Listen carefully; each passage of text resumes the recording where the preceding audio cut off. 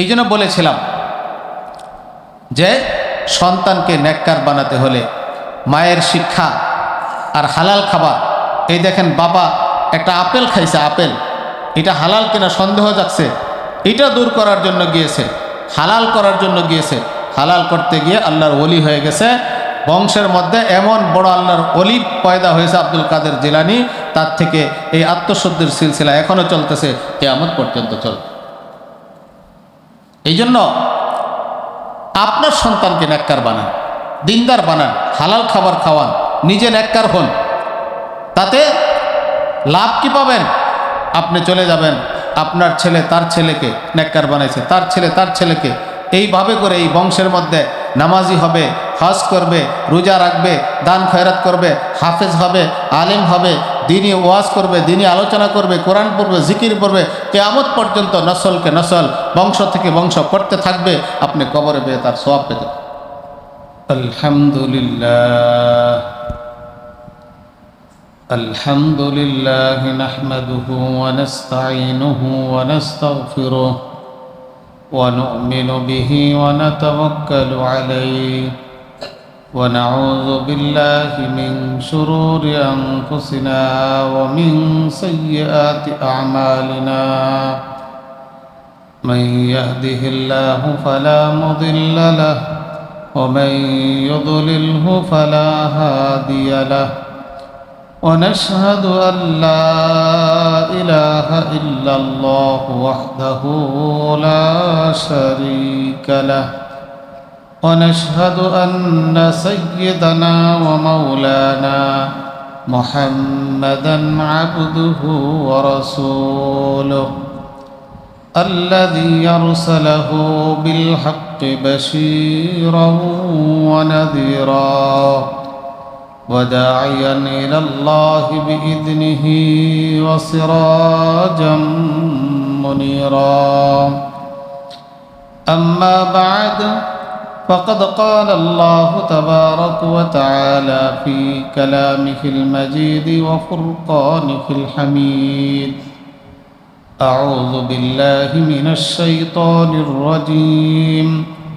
بسم الله الرحمن الرحيم. ربنا هب لنا من أزواجنا وذرياتنا قرة أعين واجعلنا للمتقين إماما. وقال رسول الله صلى الله عليه وسلم: كل مولود يولد على الفطرة فأبواه يهودانه أو ينصرانه أو يمجسانه أو كما قال عليه الصلاة والسلام. صدق الله مولانا العظيم وصدق رسوله النبي الأمي الكريم ونحن على ذلك من الشاكرين والشاهدين والحمد لله رب العالمين. سبحانك لا علم لنا إلا ما علمتنا إنك أنت العليم الحكيم. محترم معزز علماء کرام, মুরব্বিয়ান ism, দিনদার মুত্তাকি পরহেজগার মুসলমান ভাইরা, আল্লাহ রাব্বুল আলামিন মানুষকে অসংখ্য অগণিত নিয়ামত দান করেছেন। এত নিয়ামত আল্লাহ তাআলা দান করেছেন যে আল্লাহ রাব্বুল আলামিন কোরআনুল কারীমের মধ্যে ইরশাদ করেছেন: ফাইন তাউদ্দু নি'মাতাল্লাহি লা তুহসুহা। হে পৃথিবীর মানুষেরা, তোমরা যদি আল্লাহর নিয়ামতগুলোকে গণনা করতে থাকো তাহলে দিন রাত গণনা করবে, কিয়ামত পর্যন্ত গণনা করে শেষ করতে পারবে না। এই পরিমাণ নিয়ামত আল্লাহ রাব্বুল আলামিন তার বান্দাকে দান করেছেন। এই অসংখ্য অগণিত নিয়ামত সমূহের মধ্যে একটি বড় নিয়ামত হল সন্তান। যে মানুষকে আল্লাহ তাআলা সন্তানাদি দান করেছেন, আল্লাহ তাআলা তাকে বড় নিয়ামত দান করেছেন। ছেলে মেয়ে সন্তানাদি কত বড় নিয়ামত। যাদের ঘরে কোনো সন্তান হয় না, তারা এই নিয়ামতের অভাব আর শূন্যতা অনুভব করতে পারছে। অনেকেই আমাদের কাছে আসে, বয়স 50 হয়ে গিয়েছে, সন্তানাদি নাই। তো বলে যে সন্তানাদি না থাকার কারণে সংসারে অশান্তি, স্বামী স্ত্রীর মাঝে ঝগড়াঝাটি হয়, পরিবারের লোকজনও অনেক সময় মূর্খতাবশত তাদেরকে বাঁকা চোখে দেখে, বিভিন্ন পেরেশানিতে তারা থাকেন। একটা সন্তানের জন্য দেশ বিদেশ বিভিন্ন জায়গা ডাক্তারের কাছে লক্ষ লক্ষ টাকা খরচ করে চিকিৎসা করান একটা সন্তানের জন্য। তো এই জন্য যাদেরকে আল্লাহ তাআলা সহজে সন্তানাদি দান করেছেন, আল্লাহ তাআলা তাকে বড় নিয়ামত দান করেছেন। আর আল্লাহ রাব্বুল আলামিন যখন কোনো মানুষকে নিয়ামত দান করেন, তো আল্লাহ পাকের হুকুম হলো ওই নিয়ামতের শুকরিয়া আদায় করা। যখন বান্দা নিয়ামতের শুকরিয়া আদায় করে, আল্লাহ তাআলা তার নিয়ামতকে বৃদ্ধি করে দেয়। আল্লাহ পাক বলেন, লাইন শাকারতুম লা আযীদান্নাকুম ওয়া লাইন কাফারতুম ইন্না আযাবি লাশাদীদ। নিয়ামতের শুকরিয়া যদি কোনো বান্দা আদায় করে, আমি নিয়ামতকে বাড়িয়ে দিই। এই জন্য আমার ভাইয়েরা, যাদেরকে আল্লাহ তাআলা সন্তানাদি দান করেছেন, বড় একটা নিয়ামত আল্লাহ তাআলা আপনাকে দান করেছেন। এই নিয়ামতের মাধ্যমে এই সন্তানকে কাজে লাগিয়ে, এই সন্তানকে সুশিক্ষা দিয়ে, এই সন্তানকে দিনদার বানিয়ে আপনি ইহকালেও সম্মানিত হতে পারেন, আর পরকালেও জাহান্নাম থেকে বেঁচে অনন্তকালের সুখ শান্তির বসবাসের স্থান জান্নাত লাভ করতে পারেন। তাহলে এই সন্তানাদি এটা মানুষের ইহকাল এবং পরকালের ইজ্জতের কারণ, সফলতার কারণ, পরকালে জাহান্নাম থেকে মুক্তির কারণ এই সন্তানাদি। এই জন্য প্রত্যেকটা মানুষকে, যাদেরকে আল্লাহ তাআলা সন্তানাদি দান করেছেন, তারা যেন এই নিয়ামতকে কাজে লাগানোর চেষ্টা করে, এই নিয়ামতের প্রতি যেন অবহেলা না করে, গুরুত্বহীন যেন না হয়ে যায়। এটাকে বড় সম্পদ মনে করে তার পিছনে সময় দিয়ে, তাকে সুশিক্ষা দিয়ে, তাকে তরবিয়ত করে, তাকে আদর্শবান মানুষ বানিয়ে দুনিয়াতেও যেন সফল কাম হয়, আখিরাতেও যেন সফল কাম হয়।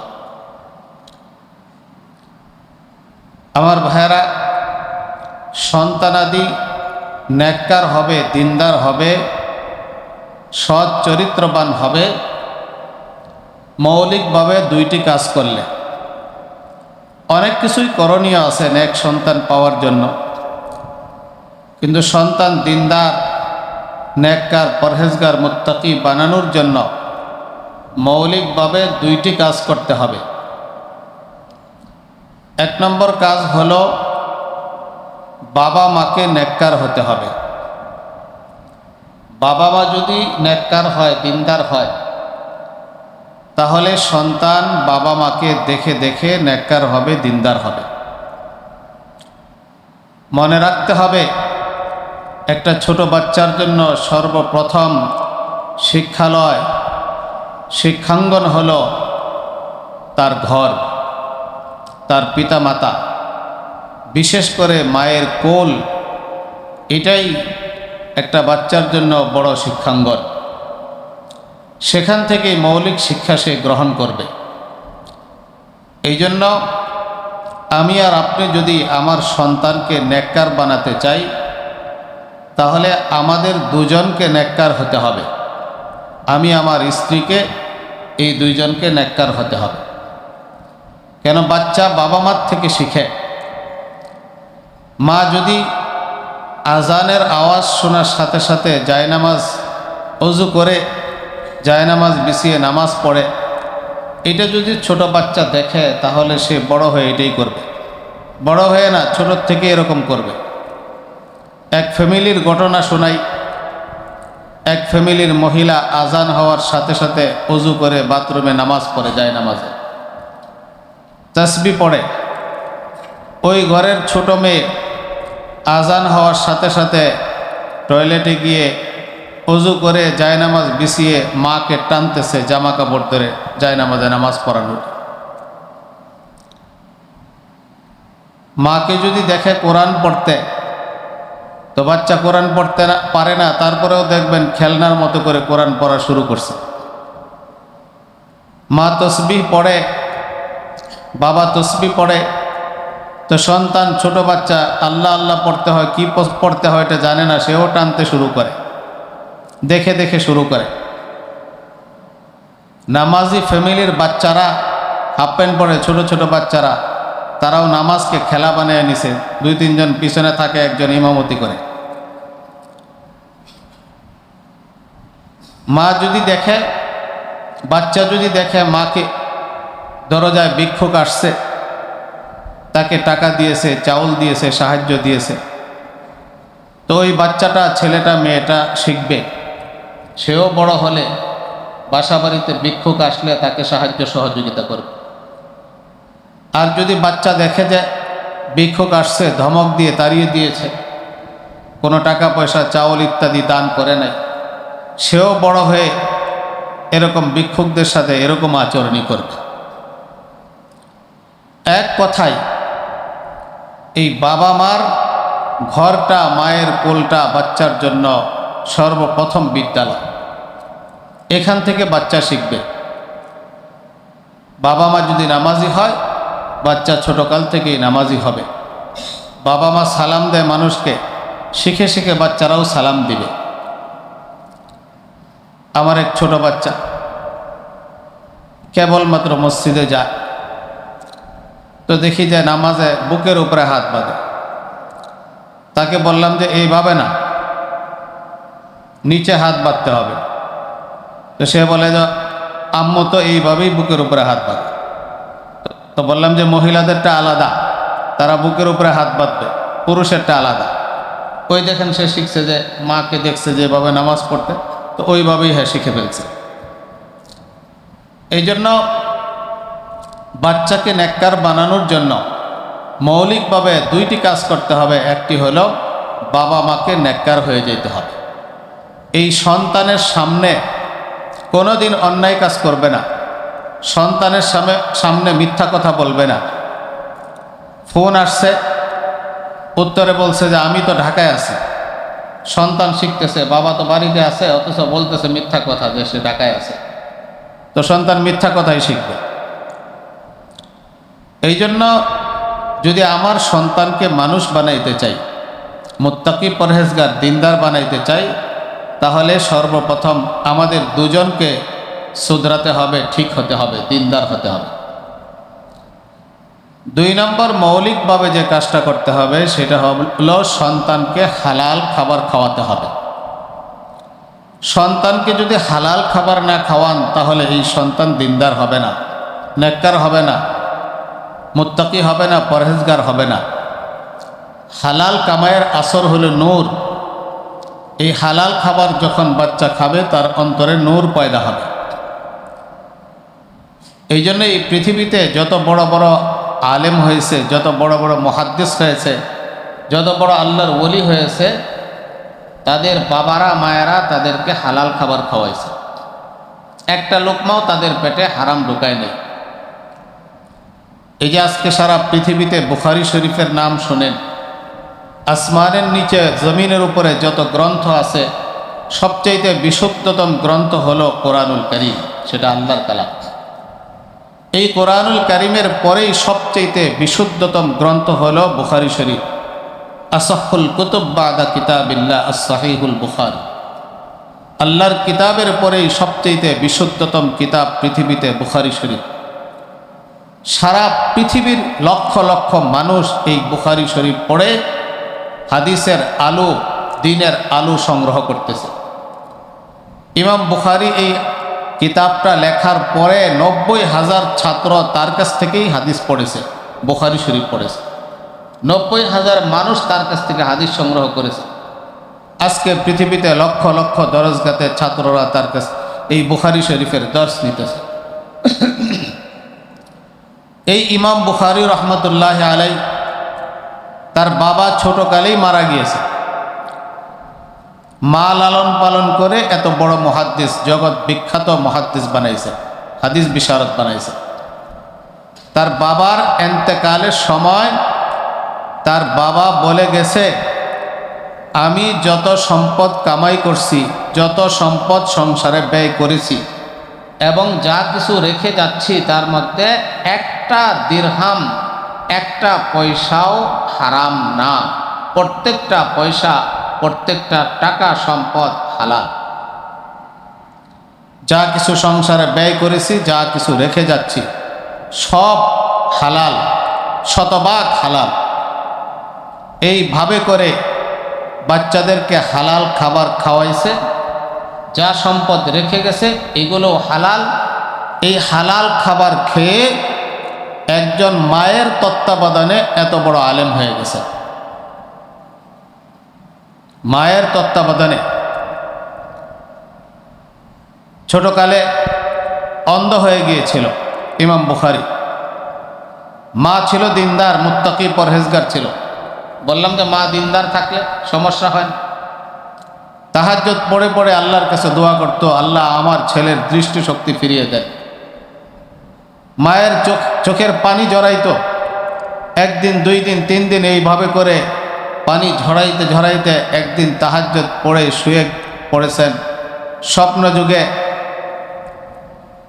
দেখেন যে ইব্রাহিম আলাইহিস সালাতু ওয়াস সালাম আসছেন। আয়েশা বলছেন যে তোমার দোয়া এবং কান্নাকাটি আল্লাহ কবুল করেছে। তোমার দোয়া এবং চোখের পানির বিনিময়ে আল্লাহ তাআলা তোমার সন্তানের চক্ষুকে ভালো করে দিয়েছে, দৃষ্টি ফিরিয়ে দিয়েছে। সকালবেলায় ইমাম বুখারী ছোট বাচ্চা ঘুম থেকে জাগ্রত হয়ে দেখে যে সব কিছু সে দেখতে পাইতেছে। এত সুন্দর দৃষ্টি আল্লাহ তাআলা দিয়েছে। ওনার একটি কিতাব আছে তারিখে কবির, উনি সেটা আলুতে না, চাঁদের আলুতেই লিখে ফেলেছেন। চাঁদের আলুতে দেখতে পাইছেন, এত প্রখর দৃষ্টি পাইছেন। আর এই বুখারী শরীফ লিখেছেন। এই বুখারী শরীফ কত মকবুল কিতাব যে আল্লাহ নবী সাল্লাল্লাহু আলাইহি ওয়াসাল্লামকে নবী সাল্লাল্লাহু আলাইহি সাল্লাম এই বুখারী শরীফকে নিজের কিতাব বলে সম্বোধন করেছেন। বলেছেন বুখারী শরীফ আমার কিতাব। আবু যায়েদ মারওয়াজি রহমতুল্লাহ আলাইহি শাফি মাযহাবের একজন বড় আলেম ছিলেন। শাফি মাযহাবের কিতাবাদি পড়াইতেন। উনি বলেন, কুনতু নাইমান বাইনার রুকনি ওয়াল মাকামি। আমি একবার হজরে আসওয়াদ এবং মাকামে ইব্রাহিম, বাইতুল্লাহর 2 কোণা এর মাঝখানে আমি ঘুমিয়েছিলাম। ফারাআইতুন নবিয়্য সাল্লাল্লাহু আলাইহি ওয়াসাল্লাম ফিল মানামি। স্বপ্ন যুগে আমি আল্লাহর নবীকে দেখেছি। আল্লাহ নবী আমাকে বলেছেন, ইয়া আবা যায়েদ ইলা মাতা তাদরুসু কিতাব আশ-শাফি ওয়ালা তাদরুসু কিতাবি। কতদিন পর্যন্ত ইমাম শাফির কিতাব পড়াবে, আমার কিতাব পড়াবে না? উনি স্বপ্নের মধ্যেই বললেন, কুলতু ইয়া রাসূলুল্লাহ ওমা কিতাবুকা। হে আল্লাহর নবী সাল্লাল্লাহু আলাইহি ওয়াসাল্লাম, আপনার কিতাব আবার কোনটা? তখন হুজুর সাল্লাল্লাহু আলাইহি ওয়াসাল্লাম বলেন, জামিউ মুহাম্মদ ইবনে ইসমাইল। ইমাম বুখারীর নাম হলো মুহাম্মদ ইবনে ইসমাইল। এই মুহাম্মদ ইবনে ইসমাইলের বুখারী শরীফ হলো আমার কিতাব। কত বড় মকবুল কিতাব লিখে ফেলেছেন যে আল্লাহ নবী সাল্লাল্লাহু আলাইহি ওয়াসাল্লাম বুখারী শরীফকে নিজের কিতাব বলে সম্বোধন করেছেন। একজন মায়ের মেহনতের দ্বারা, বাবা ছিল না, একজন মায়ের তরবিয়তের দ্বারা পৃথিবী বিখ্যাত আল্লাহর ওলি হয়েছেন, মুহাদ্দিস হয়েছেন। 16 বছরে বুখারী শরীফ লিখেছেন, 16 বছরই রোজা রাখছেন। 7275টি হাদিস বুখারী শরীফে রয়েছে তাকরার সহ। প্রত্যেকটা হাদিস লেখার পূর্বে গোসল করেছেন, 2 রাকাত নামাজ পড়েছেন, দোয়া করেছেন, ইস্তেখারা করেছেন, চক্ষু বন্ধ করে রওজা শরীফের দিকে ধ্যান করেছেন। তাদের দিলের চক্ষু খোলা ছিল। রওজা শরীফ থেকে আল্লাহর নবী ইশারা করছেন, এই হাদিস সহি, তুমি তোমার কিতাবে লেখো। তারপরে কিতাব লিখছেন। এইভাবে করে কিতাব লেখার পরে এত মকবুল হয়েছে কিতাব যে আল্লাহর নবী সাল্লাল্লাহু আলাইহি সাল্লাম এই কিতাবকে নিজের কিতাব বলে সম্বোধন করেছে। যেদিন ইমাম বুখারী মারা যান, কবর থেকে মেশক আম্বরের ঘ্রাণ বের হওয়া শুরু হয়েছে। যেদিন ইমাম বুখারী মারা গেছেন, ওই দিন এক আলেম স্বপ্নে দেখে আল্লাহ নবী সাল্লাল্লাহু আলাইহি সাল্লাম কিছু সাহাবাদেরকে নিয়ে কোনো এক জায়গায় অপেক্ষা করতেছেন। তো উনি জিজ্ঞাসা করলেন, ইয়া রাসূলুল্লাহ, কার জন্য অপেক্ষা করতেছেন? তো ইমাম বুখারী মুহাম্মদ ইবনে ইসমাইলের জন্য অপেক্ষা করতেছি, সে আজকে মারা গেছে, তার ইস্তেকবালের জন্য, তাকে স্বাগতম জানানোর জন্য আমরা দাঁড়িয়েছি। এত বড় মানুষ বানাইল কে? বাবা তো ছিল না, ঘরে ছিল একমাত্র মা। মায়ের শাসন, মায়ের তরবিয়ত, মায়ের শিক্ষা দীক্ষা, মায়ের দিনদারি, মায়ের খোদাবিতি, মায়ের তাকওয়া পরহেজগারির বিনিময়ে সন্তান বড় আলেম হয়েছে, বড় মুহাদ্দিস হয়েছে। আজকে সারা পৃথিবীর মানুষ তাকে স্মরণ করে। সারা পৃথিবীর ঘরে ঘরে হাদিসের আলো তার মাধ্যমে আল্লাহ তাআলা পৌঁছে দিয়েছেন, একমাত্র মায়ের মেহনতের কারণে আর বাবার রেখে যাওয়া হালাল খাবারের কারণে। এই জন্য সন্তানকে মানুষ বানাতে হলে, দিনদার বানাইতে হলে মৌলিকভাবে 2 কাজ করতে হবে। বাবা মাকে নেককার হতে হবে, বিশেষ করে মায়ের নেককার হতে হবে, আর হালাল খাবার বাচ্চাকে খাওয়াতে হবে। আপনারা তো সকলেই আব্দুল কাদের জিলানীর নাম তো শুনেছেন। ওনার বাবার নাম ছিল আবু সালেহ, ওনার মায়ের নাম ছিল ফাতেমা উম্মুল খায়ের। ওনার বাবার ব্যাপারে লিখেছে, এখনো বিবাহ করে নাই, বালেগ হওয়ার পর থেকে ইবাদত, বন্দেগী, রিয়াজত, মুজাহাদা, তাসবিহ, তাহলিল, আল্লাহ পাকের ধ্যানে মুরাকাবা, মুহাসাবা শুরু করে দিয়েছে। বালেগ হওয়ার পর থেকেই একদিন নদীর তীরে বসে উনি গাছের নিচে ইবাদত বন্দেগী করতেছেন। 3 দিন পর্যন্ত সেখানে ইবাদত বন্দেগী করেছেন, কোনো খাবার ছিল না। 3 দিনের ক্ষুধার্ত। তো হঠাৎ করে নজর পড়ল, নদীতে স্রোতের মধ্যে একটা তাজা আপেল ভেসে যাচ্ছে। ক্ষুধার্ত ব্যক্তি, নদীতে একটা আপেল ভেসে যাচ্ছে, তো ওইটা উঠায় বিসমিল্লাহ করে খেয়ে ফেলছে। কিছুটা ক্ষুধা দূর হয়েছে, শান্তি লাগছে। কিন্তু দেখেন তাকওয়া পরহেজগারি কীরকম। পরক্ষণেই চিন্তা আসছে, এই আপেলটা তো আসলে আমার না, আমি এটার মালিক না, এটার মালিক তো অন্য কেউ বেশে আসছে। যদিও বা মাসলাগত দিক থেকে খাওয়া নিষেধ না, খাওয়া জায়েজ আছে, বেশে আসছে। বন্যা আসছে, সব পুকুর বাইসা গেছে, তো মাছ বাইসা আপনার পুকুরেও চলে আসছে, এগুলি ধরে খাওয়া জায়েজ আছে, নিষেধ না, বাইসা গেছে। কিন্তু তারপরেও তাকওয়া আর পরহেজগারি কি, এটা তো আমার না, অন্য কারো, আমি তো মালিক না। তো কে মালিক? তার কাছে আমি ক্ষমা চাই যে আপনার আপেলটা আমি খেয়ে ফেলেছি। খোদা না করো এই একটা আপেল, এটা যদি হারাম হয়ে যায়, আমার পেটে ঢুকে, এর কারণে তো জাহান্নামে শাস্তি ভোগ করতে হবে। তো নদীর কিনারা ধরে ধরে রওনা হয়ে গেছে, কোন দিক থেকে আপেলটা আসছে। বেশ লম্বা পথ অতিক্রম করার পরে উনি যায় দেখতে পায় যে নদীর কিনারা একটা আপেলের বাগান। তো ওখানে কিছু আপেলের ডাল নদীতে ঝুঁকে আছে, ওখান থেকে 2-4টা বাতাসে ছিঁড়ে পড়ে যায়। তো উনি বুঝতে পারলেন যে এখান থেকেই আপেলটা চলে গেছে। মানুষের কাছে জিজ্ঞাসা করলেন, এই আপেলের বাগানের মালিককে? তো মানুষ উত্তর দিলেন, এই আপেলের বাগানের মালিক হলো আব্দুল্লাহ সুমাই। সে একদিক থেকে দুনিয়াতে সম্পদশালী, অন্য দিক থেকে বড় একজন আল্লাহর ওলি, বড় একজন পীর। তো বাড়ি কোথায় ওনার? তো ওনার বাসা দেখায় দিলেন। বাড়িতে গেলেন, যায় সব বৃত্তান্ত বললেন যে আমি ইবাদত করতেছিলাম, হঠাৎ করে একটা আপেল চলে গেছে, আমি ক্ষুধার্ত ছিলাম, খেয়ে ফেলছি, আপনি আমাকে মাফ করে দেন। তো আব্দুল্লাহ সুমাই এই বাগানের মালিক, বড় আল্লাহর ওলি ছিলেন। সে বুঝতে পারছে এই ছেলেটার ভিতরে তাকওয়া পরহেজগারির গুণ আছে।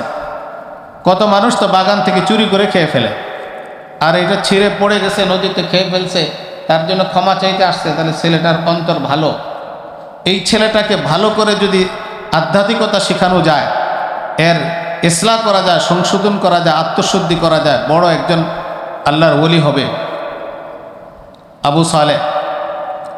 এবং মনে মনে কল্পনা করলেন এই ছেলেটাকে আমার কাছে রেখে আমি তাকে ইসলাহ করব, সংশোধন করব, এলেম, আমল, ইমান, তাকওয়া পরহেজগারির গুণে গুণান্বিত করে আমার একজন সুন্দরী তাকওয়া পরহেজগার দিনদার মেয়ে ফাতেমা, তাকে আমি বিবাহ দিব। প্রকাশ করে নেই। তো ওই ছেলেকে বলছে, দেখো যুবক, তুমি এই আপেলের খেয়ানত থেকে নিষ্কৃতি পেতে হলে 10 বছর আমার এই বাগানের চর্চা করতে হবে, পরিচর্যা করতে হবে, দেখভাল করতে হবে। তো উনি চিন্তা করলেন যে 10 বছর তো এটা কঠিন ব্যাপার। এরপরেও চিন্তা করলেন যে 10 বছর করেও যদি এই আপেলের এই খেয়ানত থেকে বাঁচতে পারি, তাহলে তো জাহান্নাম থেকে বাঁচতে পারবো। আর যদি এই কাজটা না করি, এক আপেলের কারণে জাহান্নামে যেতে হলে তো অনেক বড় শাস্তি পেয়ে যাব। তো রাজি হয়ে গেলেন, আপেলের বাগানের দেখাশোনা করে। আর এদিকে আব্দুল্লাহ সুমাই, ওই বাগানের মালিক আল্লাহর ওলি, তাকে ইসলাহ, সংশোধন, আত্মশুদ্ধি, আধ্যাত্মিকতা শেখানো শুরু করছেন। পর্যাপ্ত পরিমাণ এরকমভাবে সময় দিয়েছেন ইবাদতের জন্য। উদ্দেশ্য তো বাগানের চর্চা করা না, উদ্দেশ্য তাকে মানুষের মতো মানুষ গড়া, একজন আল্লাহর ওলি বানানো উদ্দেশ্য। তাকে ওইভাবেই হাতে ঘরে ঘরে ঘরে ঘরে মানুষ করেছেন, চোখে চোখে রাখে। 10 বছর পূর্ণ হয়েছে, বলে যে আমাকে এখন ছুটি দেন, আমি চলে যাই। বলে যে না, তোমাকে আরও 2 বছর থাকতে হবে। মানে উনি যে ওই ভিতরগত যে ইসলাহ, সংশোধন, তাকওয়ার, খোদাভীতি আর আল্লাহর মারিফাত, আল্লাহর নূর যে তার অন্তরে প্রবেশ করাইতেন, এর জন্য আরও 2 বছর সময় লাগবে। বলে যে আরও 2 বছর সময় লাগবে, 2 বছর করো। আরও 2 বছর, 12 বছর বাগানের চর্চা করছে, তার সহবতে ছিল। এরপরে বলেন আমাকে এখন ছুটি দেন। তো বলে যে সর্বশেষ তোমাকে একটা কাজ করতে হবে, আর কোনো আবদার না। আমার একটা মেয়ে আছে, কোনো ধরনের এই লৌকিকতা ছাড়াই সরাসরি প্রস্তাব দিছে। আমার একটা মেয়ে আছে, অন্ধ, বুবা, বধির, কথা বলতে পারে না, চোখে দেখে না, আবার অঙ্গহীন, পঙ্গু, বিকলাঙ্গ, এমন এক মেয়েকে তোমাকে বিবাহ করতে হবে। তো একজন পুরুষের জন্য একটা অন্ধ, বুবা, পঙ্গু মেয়েকে বিবাহ করা অবশ্যই পছন্দ করবেন। এরপরেও চিন্তা করলো, যদি আমি এই মেয়েকে বিবাহ করে হলেও এই আপেলের খেয়ানত থেকে বাঁচতে পারি, তাহলে তো জান্নাত পেয়ে যাইব। আল্লাহ তাআলা জান্নাতের ভিতরে আমার জন্য অনেক হুর রেখে দিবেন। তো রাজি হয়ে গেলেন। রাজি হওয়ার পরে বিবাহ শাদী দিয়ে দিলেন। বাসর ঘরে গেল, যা দেখে যায় সব উল্টা। বলেছিল মেয়ে অন্ধ, তো মেয়ে তো দেখে। বলেছিল মেয়ে কালো, মেয়ে সুন্দরী। মেয়ে বধির, দেনা মেয়ে কথা বলতে পারে, সালাম দিয়েছে। বলেছিল পঙ্গু, দেখে যে সুস্থ। তো উনি চিন্তা করলেন হয়তো এখানে কোনো ভুল বুঝাবুঝি হয়েছে, এটা আমার স্ত্রী নয়। উনি আবার মেয়ের বাবার কাছে, আব্দুল্লাহ সুমাইয়ের কাছে গিয়েছে, যে আপনি যেভাবে বলছিলেন মেয়ে তো এরকম না, এর বিপরীত। এটা কি অন্য কোনো মেয়ে কিনা, না আপনার মেয়ে? তো বলে যে না, সে এটা আমারই মেয়ে। আপনি না বলেছেন অন্ধ? কারে বধির বলেছেন না, পঙ্গু বলেছেন না? কারে অন্ধ বলেছি এই জন্য, আমার মেয়ের জন্মের পর থেকে নিয়ে তোমার কাছে বিবাহ দেওয়ার আগ পর্যন্ত, বাসর রাতে যাওয়ার আগ পর্যন্ত আমার মেয়ে অপর পুরুষকে কখনো এক পলকের জন্য দেখে না। এই জন্য আমি বলেছিলাম অন্ধ, অপর পুরুষকে দেখে নেই। আর আমার মেয়ে বধির, কথা বলতে পারে না, মানে অপর পুরুষের সাথে অন্যায় পাপাচার গুনাহের কোনো কথা আমার মেয়ে জবান দিয়ে কখনো উচ্চারণ করে। তাহলে বলছেন যে পঙ্গু, পঙ্গু এই জন্যই বলেছি যে ঘর থেকে জন্মের পর থেকে কোনোদিন বাহিরে বের হয়, ঘরের ভিতরেই ছিল, শিক্ষা দীক্ষা আমাদের কাছেই গ্রহণ করেছে, বাড়ির বাহিরে কখনো বের হয় নাই। পঙ্গু মানুষ যেহেতু বের হইতে পারে না এরকম, অন্ধ মানুষ দেখতে পারে না এরকম, বধির মানুষ কথা বলতে পারে না এরকম। এত বড় দিনদার এই মেয়ে, এর নাম হলো ফাতেমা উম্মুল খাইর। স্বামী হলো আবু সালেহ, স্ত্রী হলো ফাতেমা। এদের ঘরের সন্তান হলো আব্দুল কাদির জিলানি। জিলানি কেন? ওই যে আপেলের বাগানটা যে এলাকাতে ছিল, এই এলাকার নাম ছিল জিলান, এই জন্য ওখানেই বসবাস করা শুরু করছে। এই জন্য তাদের ঘরের সন্তান আব্দুল কাদের, তারও নিসবত হয়ে গেছে জিলানি, আব্দুল কাদের জিলানি।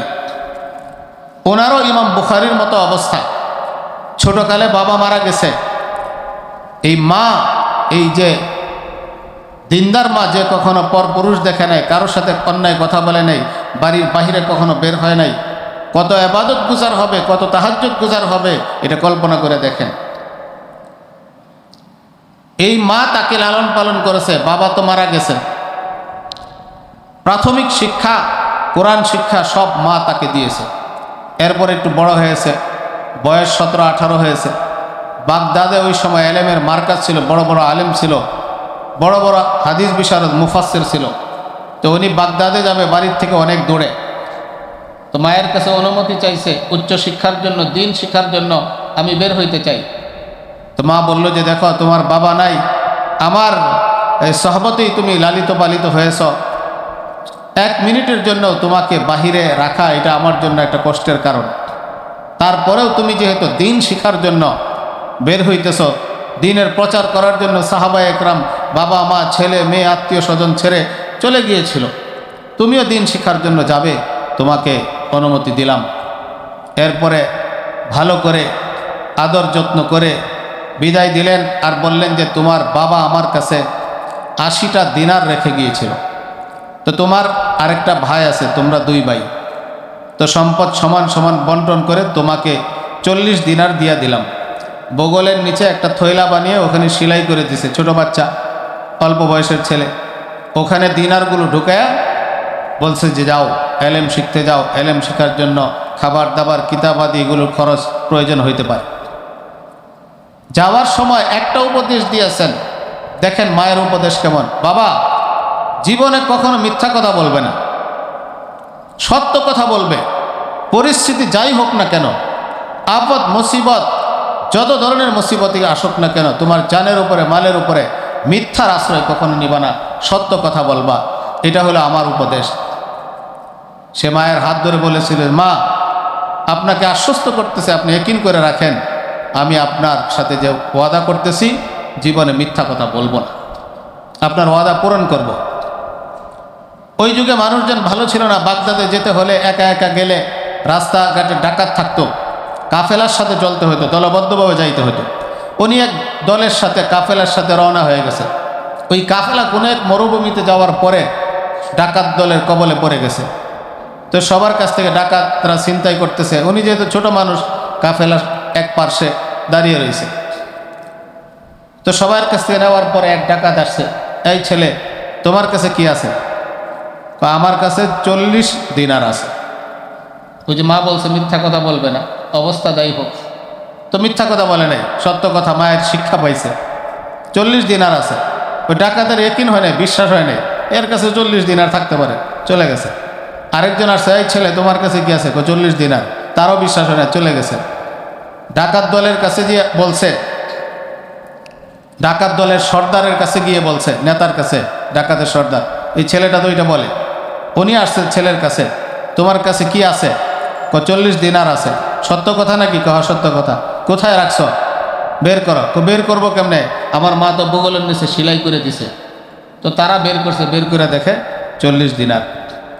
ডাকাতের সর্দার তাকে বলছে যে দেখো, মানুষ তো গোপন করে, ডাকাত থেকে মালকে গোপন করে, কিভাবে নিজের মালকে সংরক্ষণ করা যায়। এটার চেষ্টা করে। তুমি বলে দিলে, তুমি না বললেও তো আমরা বুঝতাম, তোমাকে তল্লাশি করতাম না। তো বলে দিলে কেন? বলে দিলাম এই জন্য, আমার মা বড় দিনদার মুত্তাকি পরহেজগার, আমাকে কষ্ট করে মানুষ করেছে, বাবা ছিল না। মা আমার কাছ থেকে ওয়াদা অঙ্গীকার নিয়েছে, জীবনে কখনো মিথ্যা বলবে না। তোমার জান মালের উপর আক্রমণ আসলেও মিথ্যা বলবে না। আমি এই 40টা দিনারের জন্য মায়ের ওয়াদাকে আমি খেলাপ করতে পারবো না, মায়ের ওয়াদা ভঙ্গ করতে পারবো না। নিয়ে যাও তোমরা 40। দেখেন হেদায়েতের কিভাবে ব্যবস্থা হয়। ডাকাতের সর্দারের অন্তরে আঘাত লেগে গেছে। আল্লাহওয়ালাদের একটা কথা বদকারদের অন্তরে যায় আঘাত লাগে।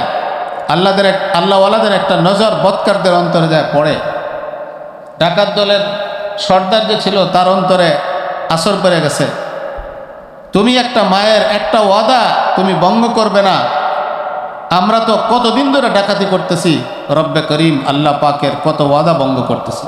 আল্লাহ পাক বলছেন অন্যের মাল খায়ও না, জুলুম করো না, আত্মসাৎ করো না। আমরা তো কত ওয়াদা ভঙ্গ করতেছি। তুমি তোমার মা তোমার উপরে কত উপকার করছে, আমার আল্লাহ আমার উপরে কত উপকার করছে।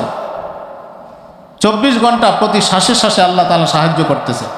শেখ সাদি রহমতুল্লাহ আলাইহি বলেন, তুকায়েম বখদনি সেতি এক কদম জেগাইবদ মদদ মি রসদ্দম বদম। প্রতি শ্বাসে শ্বাসে আল্লাহ পাকের নিয়ামত তোমার উপর আসতেছে। তুমি যে পাটা উঠাইতেছ এটাও আল্লাহ পাকের শক্তির দ্বারা উঠাইতেছ, পাটা রাখতেছ এটাও আল্লাহ পাকের কুদরতি শক্তির দ্বারা রাখতেছ। তুমি যে টিকে আসো, দাঁড়িয়ে আসো কমর সোজা করে, আল্লাহ পাকের শক্তির দ্বারা।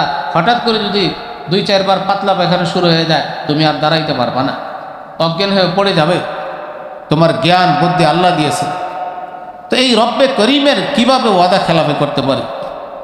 না, সম্ভব না এটা। অতীতের সব অপকর্ম থেকে, ডাকাতির থেকে এই ছেলের হাতে তওবা করে ফিরে আসছে যে আমি আজকের থেকে আর ডাকাতি করব না। এখন সাথী সঙ্গী যারা ছিল ডাকাত, এরা সবাই আসছে, আয়সা বলে যে আপনি যখন খারাপ কাজ করছেন, ডাকাতি করছেন, তখন আপনার অনুসরণ করছি আমরা, আপনার ভক্ত ছিলাম। এখন আপনি ভালো পথে ফিরে আসছেন, এখন নেক কাজ করতেছেন, এখন কি আপনার অনুসরণ করব না?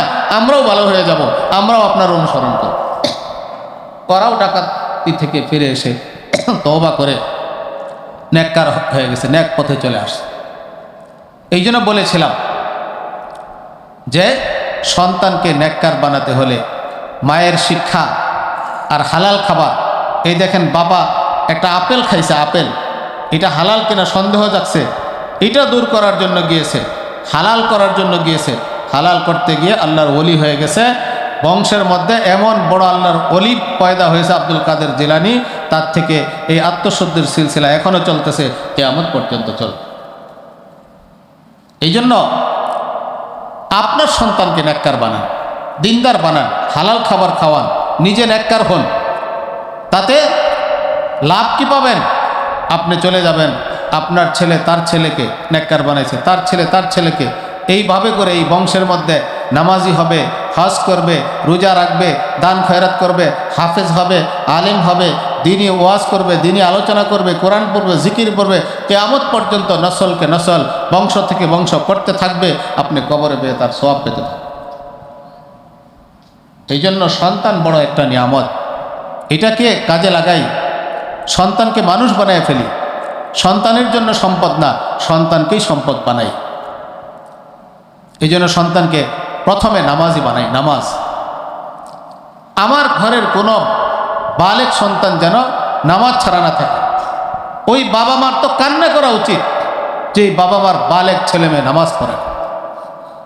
ছেলে মেয়েকে খাবার খাওয়াইতেছি, ছেলে মেয়ের পড়াশোনার ব্যবস্থা করতেছি, বাড়ি গাড়ির ব্যবস্থা করতেছি, ভবিষ্যৎ কিভাবে চলবে, আয় রোজগার করে টাকা পয়সা সম্পদ সব কিছু করতেছি। কিন্তু এই বাচ্চাটা যে নামাজ না পড়ার কারণে জাহান্নামী হয়ে গেল, আগুনে জ্বলার উপযুক্ত হয়ে গেল, তাকে আমি বাঁচাইতে পারলাম না। তো এই আফসোস, এর কারণে তো কান্না করা উচিত। এই জন্য বাচ্চাদেরকে নামাজি বানায়। আল্লাহ নবী সাল্লাল্লাহু আলাইহি সাল্লাম বলছেন, মুরু সিবিয়ানাকুম ইদা বালাগু সাবআ সিনিন, তোমাদের বাচ্চাদের বয়স যখন 7 বছর হয় নামাজের হুকুম দাও, নামাজ পড়ো। 7 বছরে তো নামাজ ফরজ না, বালেগ হয় নাই, কেন? নামাজের অভ্যস্ত হোক, অভ্যাসে পরিণত হোক। 10 বছর যখন হয় ওয়াজরিবুহুম ইদা বালাগু 10, নামাজ না পড়লে 10 বছরে একটু চড় থাপ্পড় দিও, একটু শাসন করো, হালকা। কেন 10 বছরের পরে 12, 13, 14 বছর হবে, বালেগ হবে, তখন যদি আগের থেকে অভ্যাস না হয় তাহলে নামাজ পড়বে না। এই জন্য নামাজের অভ্যাস বানায় নাও। আল্লাহওয়ালারা এরকমই ছিল, নেকির অভ্যাস বানায় নিছে, নেকির অভ্যাস বানায় নিছে। অনেক আল্লাহওয়ালা আছে রাতের বেলা নফল পড়ে, একদিন হঠাৎ করে বাস সফর থেকে আসছে, শরীর ক্লান্ত, শুয়ে পড়ছে, ঘুম ধরে না, ছটফট করতেছে, ঘুম ধরে না। কেন? ওই যে নামাজের অভ্যাস হয়ে গেছে, উঠছে, কয় রাকাত নামাজ পড়ছে, প্রশান্ত হয়েছে, এরপরে ঘুম ধরছে। অনেক মানুষ নেশা করে, নেশা না করলে ঘুম ধরে না, বিড়ি সিগারেট খায়, এটা না করলে ঘুম ধরে না, পান জর্দা খায়, এটা না খেলে ঘুম ধরে না। আল্লাহওয়ালারা যারা নেককার, তারা নেকিকে এইভাবে মেজাজ বানিয়ে নিছে, তবিয়ত বানিয়ে নিছে, যতক্ষণ পর্যন্ত এই নেক কাজ না করবে ততক্ষণ পর্যন্ত ঘুম আসবে না। এক আলেম বলতেছিল, এক সফর থেকে আসছি, রাস্তার ভিতরে ফরজ নামাজ পড়ছি, সুন্নত পড়ছি, বেতর পড়ি নাই, রেখে দিছি বেতর।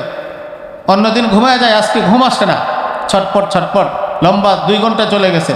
তখন মনে পড়ছে আমার তো বেতরে নামাজ রয়ে গেছে, তো বেতরে নামাজ পড়ছি, তারপরে ঘুম চলে আসছে।